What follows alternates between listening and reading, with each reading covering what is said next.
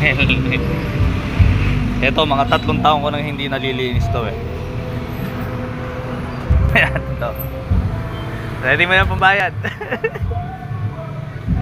Ano ba to? Ilagay ang helmet sa loob. Siguro din nasa gitna. Okay.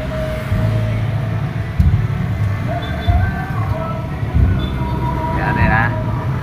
Tingnan natin. Magulag na 25. Kahit anong klaseng coins ay maaari. At matapos. Okay. Kailangan 25 pesos ma.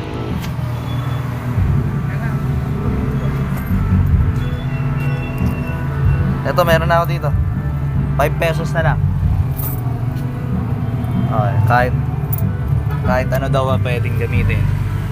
Okay. Saan ba hinuhulog to? Saan ba?